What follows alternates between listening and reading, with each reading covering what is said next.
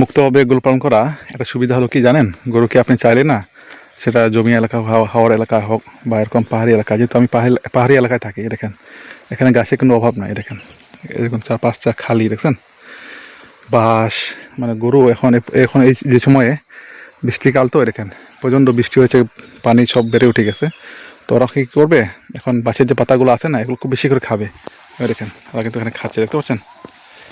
তো এই জন্য বললাম মানে মুক্তভাবে গরু পালন করা একটা সুবিধা হলো কি, এদেরকে আপনি যে টাইমে রাখেন না কেন কোনো সমস্যা নাই, আপনি একটি জায়গায় চুপচাপ থাকবেন, ওরা খেয়ে খেয়ে উঠে যাবে। এই দেখেন এদিকে দেখেন গাছের অভাব নাই, দেখছেন এই গাছের পাতাগুলো না এগুলোও খায় আমার গরুগুলো। হ্যাঁ, যেহেতু এগুলো হচ্ছে পাহাড়ি গরু, দেখেন কী খাচ্ছে দেখুন। এখানে কিন্তু শহরের বা গ্রাম অঞ্চলে যে গাছগুলো থাকে না, নেপিয়ার পাংচং বা অন্য যে দেশীয় যে গাছগুলো সেগুলো নাই। এখানে সব হচ্ছে দেশীয় পাতা, পাহাড়ি পাতা যেগুলা, এরকম বাঁশ পাতা। কিন্তু গরুকে আমি দেখেছি ষাঁড় গরুর ক্ষেত্রে আপনি যদি বাঁশ পাতা খাওয়াতে পারেন না, এরকম কচি পাতাগুলা, বাঁশ যে পাতাগুলা, এগুলা খাওয়ালে গরু 1 মাসে ভাই 1 মাসে মানে এই যে ফিড আছে না বা বিভিন্ন ইঞ্জেকশন যেগুলো আছে এগুলো হচ্ছে সবচেয়ে বেশি মোটা হয় ওই বাঁশের কচি পাতাগুলা। দেখেন আর এরকম বাছুরটা দেখেন, এখানে বাছুরটা খাচ্ছে কিন্তু বাঁশ পাতা দেখছেন। তো এটা হচ্ছে মুক্তভাবে গরু পালন করা। দেখেন আমারগুলো কী খাচ্ছে দেখেন, এগুলো সব হচ্ছে পাহাড়ি পাতা, আর এগুলোর শক্তি তো অনেক বেশি। এগুলো খেয়ে কিন্তু আমার গরুরা এই স্বাস্থ্যবান হয়েছে আর কি। ওই দেখেন ওটা কিন্তু খাচ্ছে এখনও, দেখেন বাছুরটা, ওটা ষাঁড় আর কি। তো আসলে অনেকেই বলেন যে ভাই আপনি তো পাহাড় থাকেন, পাহাড়ে আসলে গরুগুলা খাওয়ানো কি কষ্ট নাকি? কষ্টটা আছে ভাই, শীতকালে একটু কষ্ট বেশি, কেননা কারণ পাহাড়ে শীতকালে বেশি না হলে গাছগুলা মরে যায়।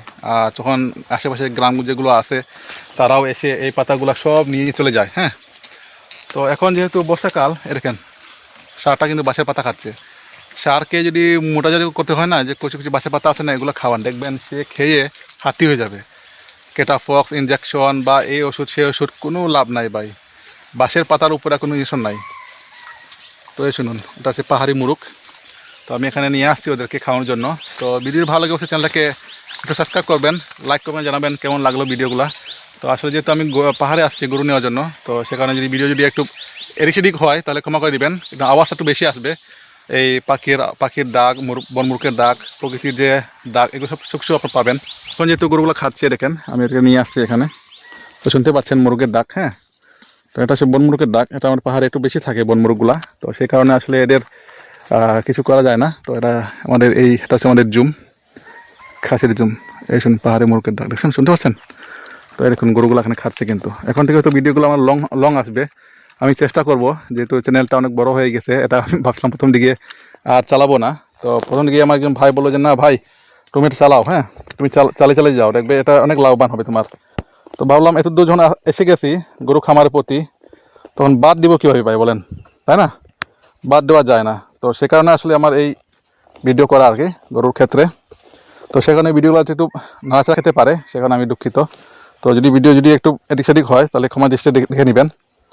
আর ভিডিও আসলে আমি করছি কেননা আপনাদের ভালোর জন্য, আপনাদের যারা চান ভিডিও দেখার জন্য, তো সেই কারণে আসলে ভিডিও করা আর কি।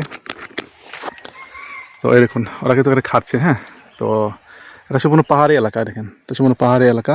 এটা হচ্ছে আমাদের, আমি তো খাসিয়াপুঞ্জি মানুষ, আমি এখানে খাসিয়াপুঞ্জিতে বসবাস করি। দেখেন এই 4-5টা এগুলো সব গাছ ছিল এখানে, আকাশি বেলজিয়ামগুলো কেটে দেওয়া হয়েছে, সে কারণে এখানে এখন খালি জায়গা, এখন শুধু গাছ আর গাছ। দেখেন এই পায়ে দেখেন, ও দেখেন বাঁশ, দেখতে পাচ্ছেন এখানে বাঁশ আর বাঁশ, মানে বাঁশের সিজন ভাই, মানে বর্ষাকাল তো বর্ষাকালে একটু বাঁশটা একটু বেশি দেখা যায়, সে কারণে আসলে একটু গরুগুলা খায় বেশি। তো সে কারণে বললাম দেখেন নেচারটা একবার দেখুন ভাই, এরকম নেচার যদি দেখেন না আপনার মন জুড়ে যাবে। তো অনেকে আমাকে বলেন যে ভাই পাহাড়ে গরু চড়া তো একটু কষ্ট বেশি। মুক্তভাবে আবদ্ধভাবে দুই ধরনের। আপনি যদি চান মুক্তভাবে পালন করতে পারেন, আবদ্ধভাবে পালন করতে পারেন, কোনোটা কিন্তু খারাপ না, দুটাই ভালো দিক আছে। তো আবদ্ধ অবস্থায় সমস্যা কি, মানে কাজের লোকটা সবসময় থাকতে হয়। আর মুক্ত অবস্থায় হলো কি, আপনি একটি জায়গায় গেলেন, একটি তেল্লাটে, আমি এখানে নিচে বসে আছি, ওরা এখানে খেয়ে আসছে। হ্যাঁ, ওরা শেষ মাথায় যাবে তখন আমি উপরে চলে যাব, তখন এরা আস্তে ধীরে খাবে। দেখেন বুঝতে পারছেন। তো এটা হচ্ছে নেচার আর কি, এটা হচ্ছে প্রকৃতির নিয়ম। আর ওরা কিন্তু খাচ্ছে ঠিক মতো। এই জন্য বললাম আপনারা যারা গরু পালন করবেন একটু ভেবে চিন্তে করবেন। হ্যাঁ, মুক্তভাবে করবো না আবদ্ধভাবে করবো সেটা আপনাদের বিষয়। আপনার চাইলে যদি টাকা পয়সা থাকে তাহলে আপনারা করতে পারেন, কোনো সমস্যা না। আর যদি ভালো লাগে অবশ্যই আমার চ্যানেলটাকে সাবস্ক্রাইব করে নেবেন। এখন থেকে হয়তো সপ্তাহে চেষ্টা করব 3টা ভিডিও, লং ভিডিও, শুধু লং ভিডিও দিব, সব ভিডিও দিব না আমি। হ্যাঁ, সপ্তাহে 3টা শুধু লং ভিডিও দিব আর শর্ট ভিডিও দিব না আমি। তো ভালো থাকবেন সবাই।